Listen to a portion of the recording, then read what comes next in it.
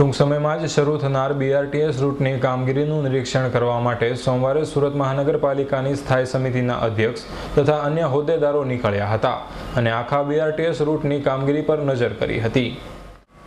ટૂંક સમયમાં જ સુરત શહેરમાં પણ અન્ય શહેરોની જેમ BRTS બસો શરૂ થવાની છે, પરંતુ BRTSના રૂટની કામગીરીમાં અવરોધ ઊભો થતો હોય કે કોન્ટ્રાક્ટર દ્વારા ઢીલી કામગીરી કરાતી હોય, જેના કારણે BRTSની શરૂઆતમાં અનેક વિઘ્નો આવી રહ્યા છે અને BRTSની કામગીરી ઝડપી કરવા માટે અગાઉ પણ મ્યુનિસિપલ કમિશનરને રજૂઆત કરાઈ હતી। ત્યારે સ્થાયી સમિતિના અધ્યક્ષ રાજેશ દેસાઈ તથા અન્ય હોદ્દેદારો સોમવારે BRTS રૂટનું નિરીક્ષણ કરવા નીકળ્યા હતા અને આખા BRTS રૂટ પર એક નજર કરી હતી। ટ્રાફિક સમસ્યા હલ થાય એટલા માટે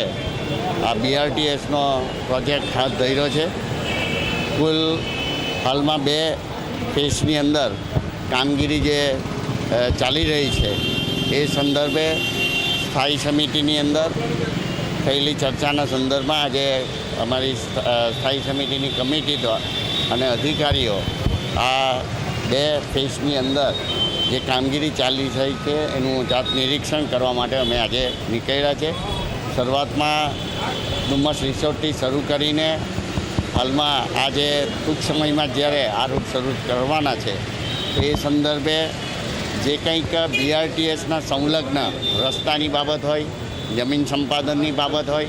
કે વૃક્ષોના ટ્રાન્સપ્લેશનની બાબત હોય, આ તમામ બાબતોનું ઝીણવટપૂર્વક અમે અધિકારીઓ સાથે નિરીક્ષણ કર્યું છે। એમાં કેટલી બાબતો અધિકારી કક્ષાએ એટલે તંત્ર દ્વારા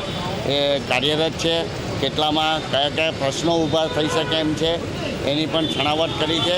અને જ્યારે ટૂંકમાં આ રૂટ શરૂ કરવા જઈ રહ્યા છે તો એનું આગોતરું પ્લાનિંગ શું છે, હાલમાં કઈ પરિસ્થિતિ છે, કારણ કે લગભગ અમે 10-15 દિવસની અંદર જ્યારે BRTSની 5 બસની અહીંયા ટ્રાયલ બેઝ પર મૂકવાના છે ત્યારે